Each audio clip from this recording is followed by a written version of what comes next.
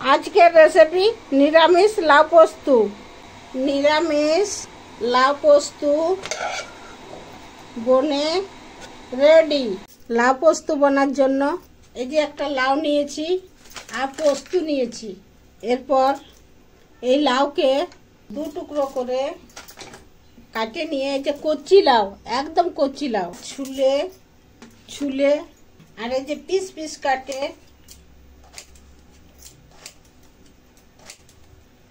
Piece কাটে আর এগুলোকে একসঙ্গে করে আবার ছোট ছোট করে নেব। এই যে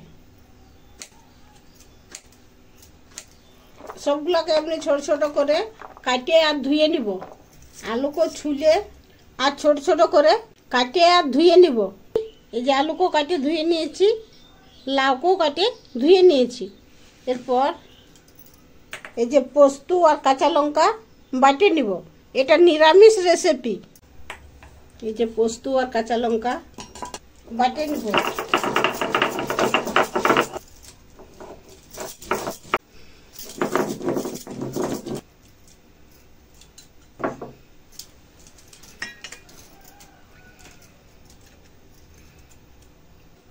এই যে পোস্ত বাটে নিয়ে এরপর 2 চামচের মতো সরষে তেল দিয়ে তেল গরম করে 1 চামচ পোস্ত আর 2টো কাঁচা লঙ্কা ফোড়ন দিয়ে পোস্ত আর কাঁচা লঙ্কাকে ভেজে নিয়ে আলু আর লাউ দিয়ে মিক্স করে পরিমাণ মতো নুন আর একটু সামান্য হলুদ দিয়ে মিক্স করে ঢাকুন দিয়ে সিদ্ধ করে নেব।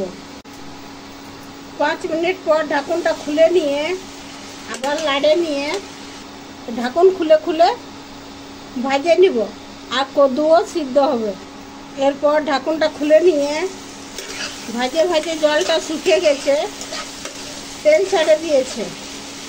এরপরে অর্ধেক পোস্ত বাটা দিয়ে আর পোস্ত বাটার জলটা দিয়ে ভাজে নিয়ে জল দিয়ে ঢাকুন দিয়ে সিদ্ধ করে নিব। এরপর ঢাকুনটা খুলে নিচ্ছি, সিদ্ধ হয়ে গেছে। এরপরে আর একটু পোস্ত বাটা দিয়ে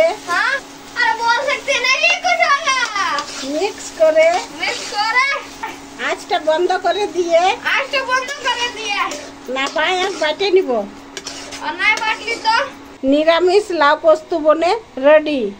এই যে রুটির সঙ্গে লাউ পোস্ত খেতে দারুণ হয়েছে।